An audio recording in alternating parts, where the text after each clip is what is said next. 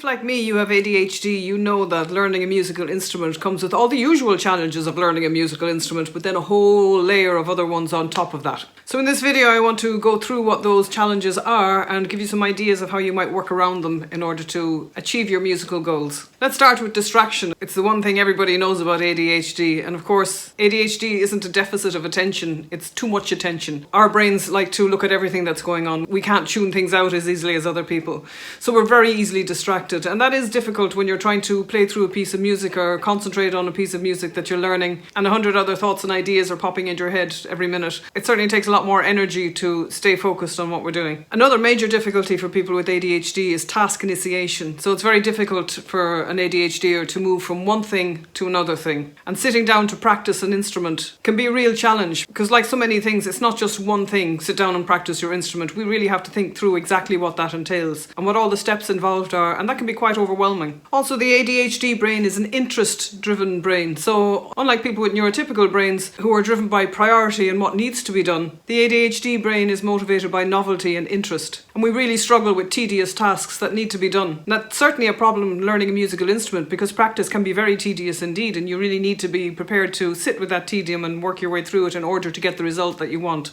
And then there's hyperfocus. So it's the complete opposite of being distracted. Once we find interest in a subject or in a piece of music, our brains sometimes latch onto that and refuse to let go. We forget to eat, we forget to drink, we forget to go to the bathroom. We're just completely immersed in what we're doing, and hours can pass. And that can be a double-edged sword because quite often the thing that we are hyper-focused on is not the thing that we need to be doing. When you're learning a musical instrument, there's a lot of pressure to be consistent in your work and in your outcomes. Practice needs to be done daily. You need to keep up to a certain standard to make progress. But that kind of consistency can be really difficult for a person with ADHD because from day to day our energy levels can vary dramatically. There are days when we can manage to accomplish a week's worth of work and other days when we can get nothing done at all. So that needs to be accommodated. And of course we can be quite rebellious. If we know we have to do something every day, we quite often decide, nope, not doing it. We want to go our own way. So if you're a teenager, for example, I bet this has happened to you. You've been all set to go do some practice and then mum or dad has said, you need to go and practice, and immediately you're not going to do it anymore. And that's a very common ADHD reaction. We just don't like to be told what to do,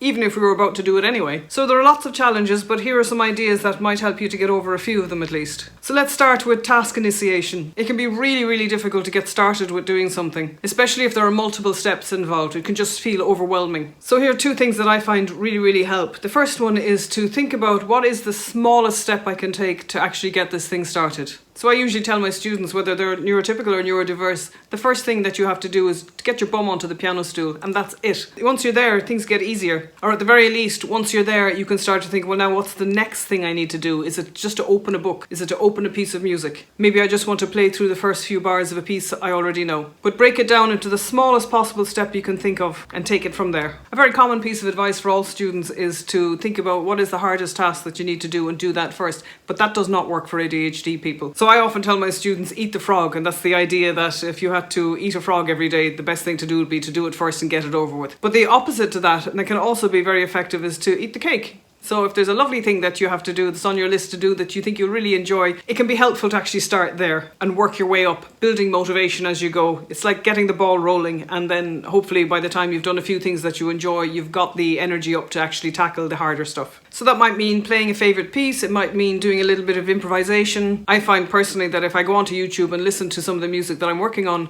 it really does motivate me to actually want to go and practice it that bit more. So once we've gotten started with our practice, we may find ourselves in hyperfocus, particularly if there's a piece of music that we're really enjoying the learning process and we just want to get it finished, we want to get it into our fingers, we want to be able to play it. We can find that that one piece takes up the entirety of our practice session and nothing else gets done. Now there may be times when you can use that as a reward. So if you can bring yourself to start with something that's a little less appealing, maybe a newer piece that's a little bit more challenging, you might be able to make a deal with yourself where you commit to spending 5 or 10 minutes on the things that you don't want to do and then allow yourself to go to the thing that you really do want to do. But there are also going to be times when you're just going to go with that hyper-focus. It is allowing you to learn new music after all, and can really allow you to learn it in great depth. And that can be a very good thing. So my message here really is to give yourself permission at times to allow that hyper-focus and go down that rabbit hole and really enjoy the process.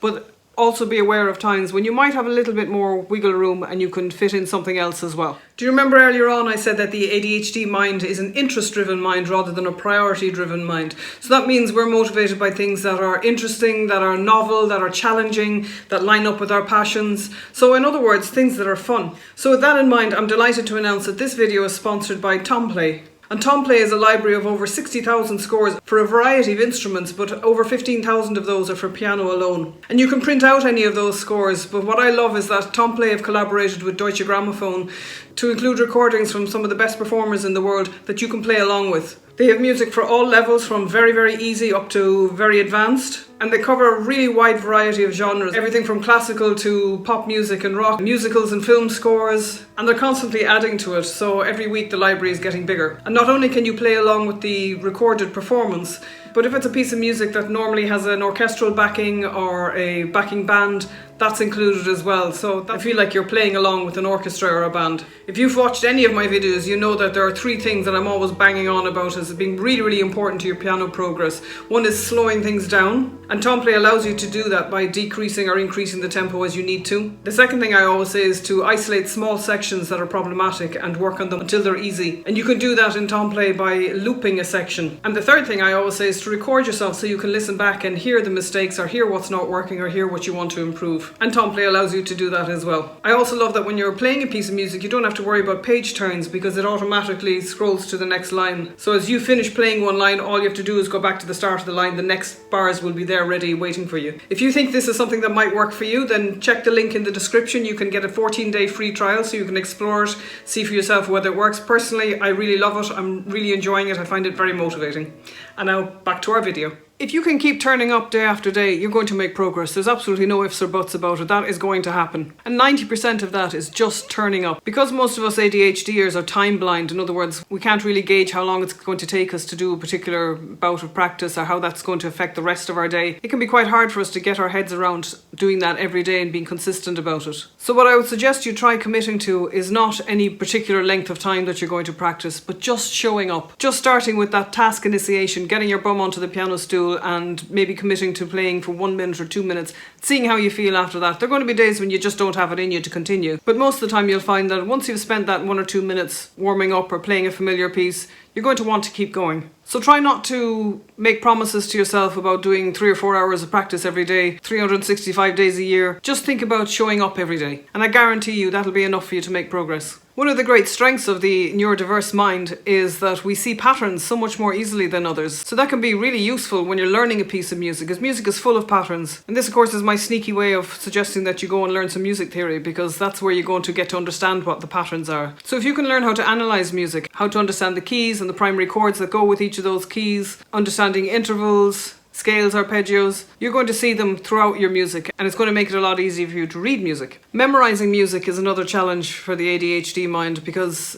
we don't have great short-term memories. So it makes it even more important that we be able to see those patterns and use them to make understanding our music easier and to make the memorizing of it easier. From personal experience, I know that it does take me longer to memorize than other people. And when playing from memory, I'm more likely to be distracted by thoughts and ideas that pop into my head at crucial moments. But honestly, if there's one discipline that's going to help you learn to focus your mind that bit more, it's got to be music. Of course, all this can change from day to day, and you need to be forgiving of yourself on days when things don't come so easily. You can make accommodations for yourselves. For example, marking up your music with different colours to represent different things, to identify different chords, to draw your attention to things that you need to remember. So it might be a good idea to make a photocopy of your music and get a bunch of highlighters and mark it up in any way that feels right to you. And maybe using an app like Routinery or Llama Life or Goblin can help you to systematize things a little bit more and learn how to break them down into smaller steps that make things just a little bit easier to manage. So I hope this has been helpful for you. These are just some of the strategies I use. I'm sure you have others if you're a long-term piano player, or maybe you found strategies that you use in other areas of your life actually work very well with piano as well, or whatever musical instrument you play. Let me know in the comments if you have any strategies that I haven't covered here that you find helpful, and hopefully we can put it all together to make things just a little bit easier for us ADHDers. I'll see you again soon, and in the meantime, happy practicing.